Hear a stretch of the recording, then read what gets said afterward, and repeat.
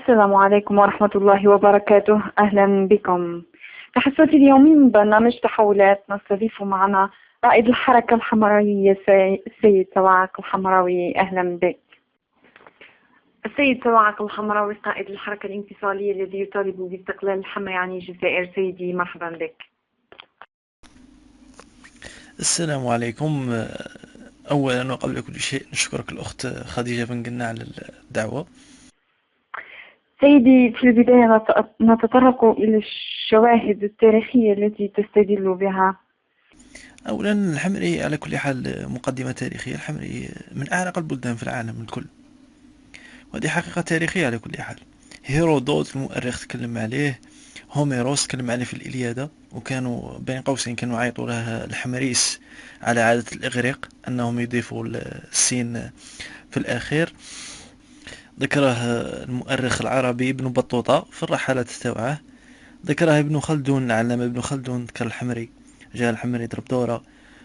مذكورين بزاف، مذكور حتى في الكتابات الهيروغليفية في هرم خفرع.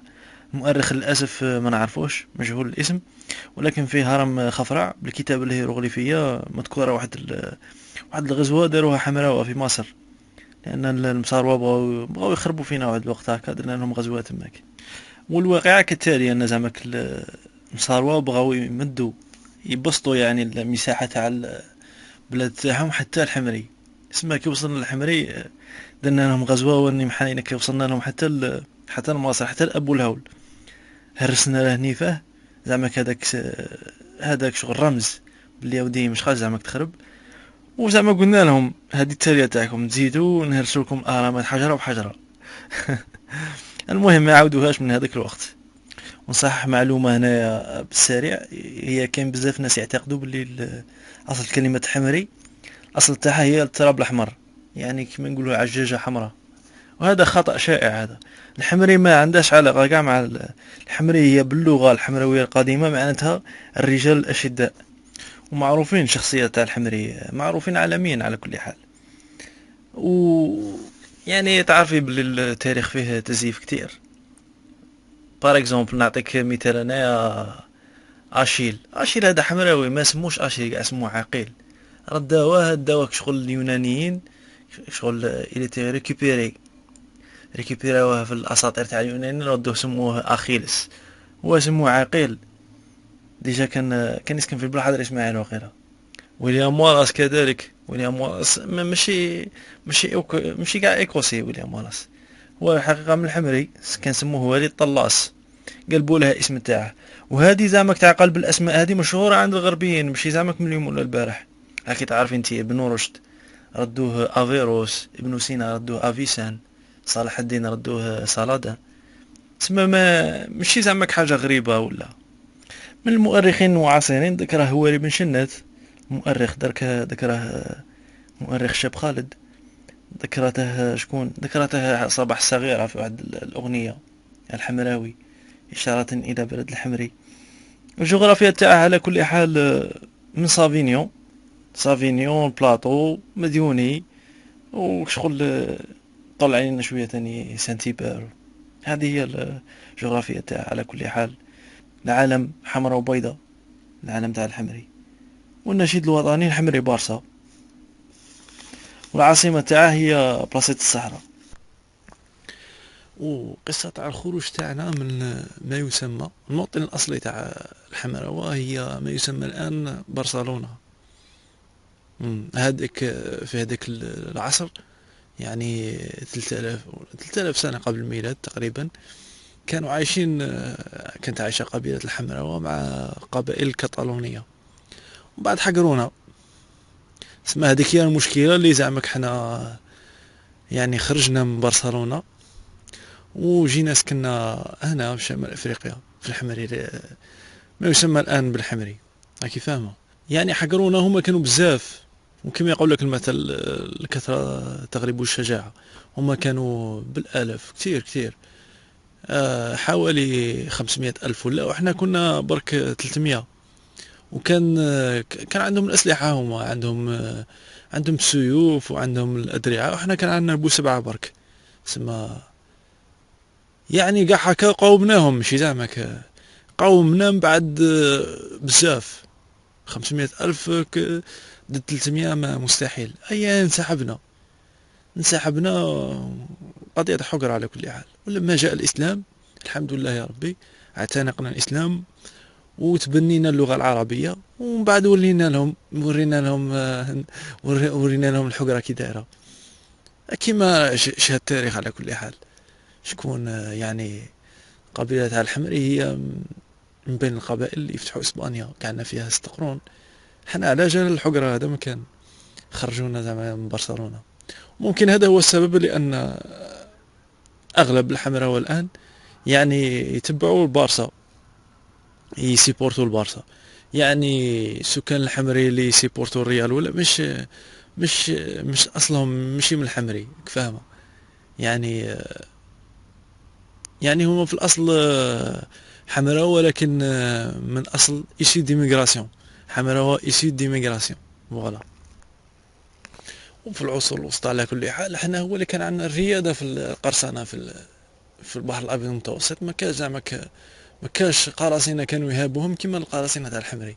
كان عندنا اسطول، هذا الشيء معروف هذا زعما تاريخيا. شكون بابا عروج وخير الدين هادو حمراء، وهادو بعض يعني الروايات التاريخيه الضعيفه يعني ضعيفه تقول باللي هادو كانوا اتراك. لا مش اتراك، هادو حمراء. يعني حتى صور الصين تاريخيا عندها علاقة بالرهبة اللي كانت عندنا دوليا. يعني تقول باللي صور الصين كيفاه بنى هذا، خاف من الحمراوة. كيفاه خاف من الحمراوة؟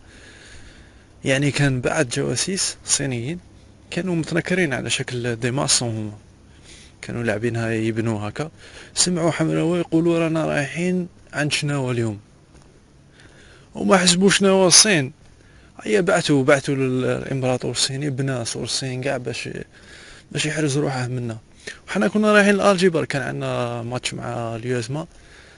هيا هو شتي زعما سوء التفاهم كيفاه ادى بناء سور الصين. في ميدان اللغة مثلا قال لك هناك واحد الناس هكا يقولوا اصل تاع الحمري هما البربر، من البربر. هذا كلام باطل. هذا من خلط السم بالجازوز والخنز بالكسكروت. هذا كلام باطل وتزوير للتاريخ. وإنما الحق الذي لا مراء فيه أن أول كلمة البربر أولها صحيح بر، ولكن تاني باطل. أصل الحمري برصة مش بربر، برصة. طيب سيد سواك، كيف تستطيع تفسير وشرح العلاقة ما بين الحركة الحمراوية وبلاد المغرب، علما أنها تشهد تشنجات في وقتنا الحالي؟ مارغري زعما حنا عندنا سياسة العزلة يعني من القديم. الحمري متبع سياسة العزلة، ما يبغيش الحقرة، وخاطئ هذه السياسة الاستعمارية كلش. يكره الحقرة، ولكن يعني يرد. ما كاش هذه زعمك اذا بغيت تحقره ولا يرد عليك. وهذه زعما اغلب الحروب اللي دخلنا لها يعني مسألة تبغوا يحقرونا، هذا مكان. والسياسة الاقتصادية هي سياسة السوق الحرة متمثلة في السوق الحمري، والعلاقات التجارية ولا العلاقات التجارية الدولية المتينة عندنا مع المغرب متمثلة في 500 مليار دولار سنويا. احنا على كل حال ما ندخلوش في المشاكل اللي راهي واقعة سياسيا ما بين الجزائر والمغرب، ما عندناش بها دخل. احنا كما قلت لك نتبعوا سياسة العزلة، يعني ما ندخلوش روحنا، ولا تبقى علاقات تجارية متينة مع المغرب 500 مليار دولار. بعض المرات يعني الجزائر تلومنا علاه زعماك، ولكن الغالب السلعة ما عندكمش نتوما. ما كاش السلعة هذه غير متوفرة في الجزائر، كان متوفرة في المغرب برك. بحديثنا عن هذا نعالج على واقع التعليم، فما هو رأيك سيدي؟ بما يخص التعليم عندنا المدارس تاعنا، عندنا الثانويات، عندنا المتوسطات، عندنا حتى 2 ثانويات. ولكن بما يخص التعليم العالي جامعة وكلش نرسلوا أولادنا للدراسة في الخارج. يا إما السينيا ولا إما ليستو ولا معليش نورمال يدرسوا في الجزائر. ماذا تستطيعون القول عن المخدرات سيدي؟ مش باغي نقولك على المخدرات، ما عندي ما نقولك عليها. انت سميها مخدرات، حنا نسموها منشطات ولا مش عارف انا نسموها اسم واحد اخر. حنا ما ندخلوش رواحنا البلد المجاور اللي هو الجزائر كي تبيع الخمور يعني. علاه انت راك تهضري دروك على القانب الهندي؟ ولا بالعكس، القانب الهندي ما يعني تقول بعض الدراسات انها ممكن يكون اونتي ديبريسور، راك فاهمه؟ بعكس بعكس الخمور اللي هي حرام على كل حال. طيب سيتوعك على أي أساس تعتمد سياسة البلد الحالية؟ السياسة تاع بلاد الحمري هي سياسة أناركية. السياسة تاع الحمري أناركية، ما تعترفش بالنظام الهرمي للسلطة، ولكن تعترف بنظام المؤسسات، كل واحد في الاختصاص تاعه. يعني ما كاش واحد فوق واحد، ما كاش سلطة هرمية، وإنما كان سلطة شبكية، راكي فاهمة؟ تسمى ما كاش ملكية، ولا كان شغل مؤسسات برك. سيد صباعك الحمراوي، ماذا عن الحدود؟ هل هي مغلقة مفتوحة؟ ماذا تظنون عن الآفاق المستقبلية؟ ما رأيكم سيدي؟ وبما يخص الحدود على كل حال مفتوحة، لأن يعني النظام زعما تاع البلاد تاع الحمري هو يعني ليبرالي شوية، كيف فاهمة شوية، يعني بطبيعة الحال تكون الحدود مفتوحة. وفي الأخير لك سيدي الكلمة. كلمة أخيرة على كل حال، واش نقول لك، نشكر المشاهدين على حسن الاستماع، وتحية الجزائر على كل حال. أنا غنقصر وفي الأخير الكلمة لك سيدي، سعدت كثيرا باستضافتك. مشاهدي الكرام، كان هذا الحوار مع رائد الحركة الحمراوية. أي تعليقات أو اقتراحات تابعونا على مواقعنا في شبكات التواصل الاجتماعي. دمتم في رعاية الله وحفظه. السلام عليكم.